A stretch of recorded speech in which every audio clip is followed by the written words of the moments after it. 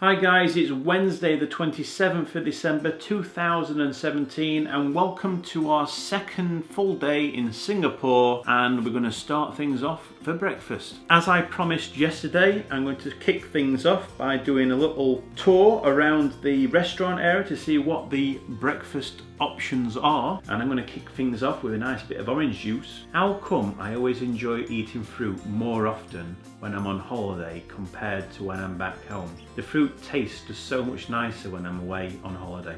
I'm very impressed with the selection of food on offer in this restaurant. No matter which part of the world you come from, you can find something that will suit you. So with all of these lovely oriental options available to me, I'm going to do a very traditional thing, and you've guessed it, I'm going to start off and have a full English breakfast. So I'm going to start with some sautéed mushrooms, some baked beans, some hash browns, a couple of hash browns, some turkey sausages, and what else we're going to pick? Oh, we've got some pork sausages as well, and some bacon. What the heck, I'm on holiday. I'll take quite a bit of that. We've got all those Danish pastries as well. I'll hold off from that now, but I could come back later.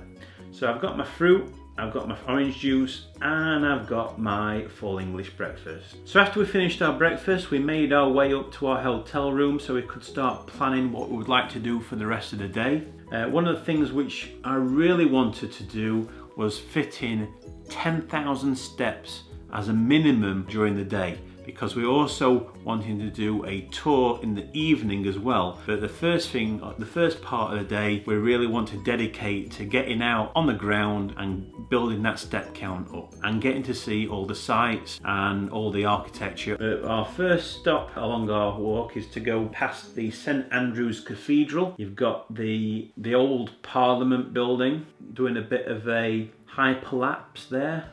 My attempt at a hyperlapse, I'm not very good at it. Just outside the Victoria Theatre Hall, and yeah, there's a nice building.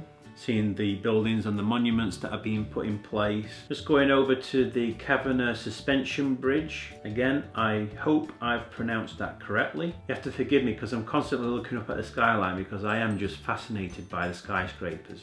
I just thought I'd show you the River Merchants sculpture. We must continue on. Time's a wasting. Now that we've reached the bayfront, just taking in as much of the scenery as possible and building up that step count as much as possible as well, because I really want to achieve 10,000 plus steps today and say that I've done that whilst in Singapore. Now walking up to the Merlion Park again, you can see the main water feature there, and I'm really wanting to find the Merlion Cub this time, but now I'm not pushed for time. I think, here we go. So this is the little Merlion Cub, so I can tick that off the list of things that I've seen as well. So we're walking back over the Jubilee Bridge, and our goal is to walk over towards Marina Bay Sands, which is that three-towered building in the background. And we want to go into the gardens by the bay as well. One of the next main features that we're going to be walking over is the Helix Bridge, which basically represents the double helix of DNA.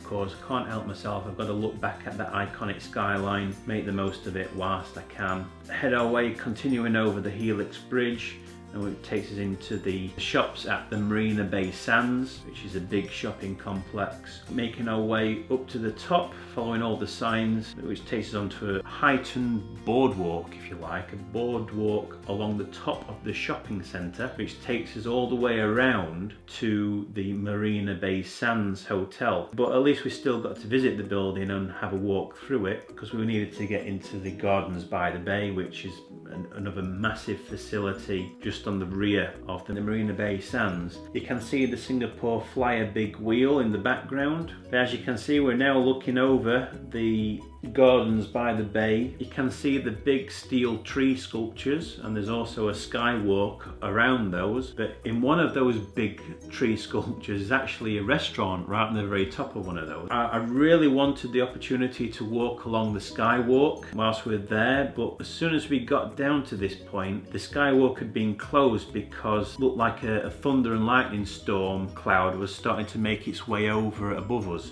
And the policy is they've got to close the skywalk down because it would cause one heck of a bad hair day once you get hit by a lightning bolt. Now it's getting quite late on in the afternoon, we're getting quite wary, as well as us being absolutely knackered from doing all this walking. We need to get back to the hotel as soon as possible, so we decided to catch a taxi back. Just to let you know, once we got back from our walk around Singapore this afternoon, my mum's suitcase did eventually turn up in our hotel room. So we could go straight and get something to eat from, again, our favourite top floor little restaurant, our free little knickknacks, and just showing you some of the choices which are available. Had no idea what I was putting onto my plate, but I thought, oh, I'd take a couple of sandwiches. There's some salmon sandwiches, not a fan of salmon whatsoever, so I left those well alone. I took 4, but technically it's only 1 because they are quarters, so it was 1 sandwich. Of course, we got some slice of turkey, and we're going over to the hot plate counter, and we got some like puff pastry. Again, I ain't got a clue, I can't remember what was inside them. So yeah, so that's what I had to replenish the energy reserves to get us ready for our night tour around Singapore, and heading our way back over to the Chinatown bus station to collect the people who are going over to the Marina Bay Sands Garden by the Bay for the night tour. We're going to be going into those domes that we saw earlier, and as I mentioned to you before, one of those big tree sculptures, it does actually contain a restaurant in it, not the ones that I'm looking at here. Can see all the Christmas lights which are turned on now, which we didn't see earlier before when we were walking around during the day. But we're going to go into the Cloud Forest. Now it's the Cloud Forest where they've got the largest man-made waterfall in Singapore. One of the things I wanted to do when I was in Singapore was explore around these domes, especially the waterfall, walk around it, and also seeing all of the flowers that have been arranged. You can see the Marina Bay Sands Hotel through the dome window. We're going to be heading over towards that hotel later on in the evening. We're going to be going up to the top floor of the hotel to the observation deck to get a panoramic view of Singapore. Once you get into the first dome with the waterfall, you get into a lift which takes you up to the top of the waterfall, and then you've got a spiral walkway all the way back down towards the base of the dome. They also have a number of crystal features at the base of the dome as well. They also show you a video, if you decide to stay around for it, for the projections of how the future climate change is going to affect the planet by the year 2100. We're going to continue the tour, and this time we're going to go over to the second dome, which is the Flower Dome. Just having a walk about again from top down to bottom, and then we were basically making our way back over to the bus because we're now driving over to the Marina Bay Sands to go into the Sky Park, to go up to the observation deck. The sights are fantastic from up there, and if you get a lovely clear night, it's fantastic views.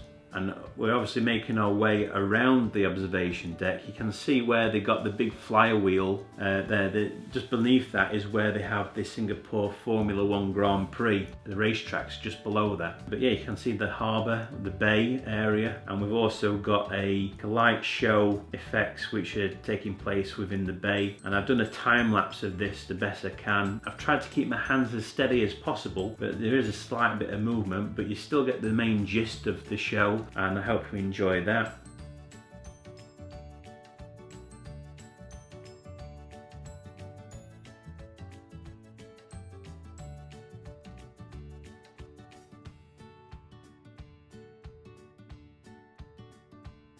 Making our way back down towards the coach or the bus, and then our last stop of the evening is to go to the marketplace. Now again, you have to forgive me for my pronunciation, but it's Lau Pau Sat, which is basically a food market, an indoor food market, restaurant area if you like, where we're going to have some traditional grilled skewered meats with basically chicken with a sauce, a dip, just to try it out. After we'd finished our chicken skewers, that was pretty much the end of the day. And of course, I'm going to finish off the video as I normally do with just a few photographs of the things that we've seen throughout the day. And the most important thing is, did I achieve the goal that I set myself for the day, which was to do 10,000 steps or more? And the answer to that is yes. I managed to do over 20,000 steps a day whilst in Singapore, which is absolutely fantastic, and I'm going to remember every minute of my day. It's been a tiring day, but well worth the effort. As always, if you'd like to continue following me along my journey on our 4-week adventure, by all means subscribe, and I'll see you all again tomorrow.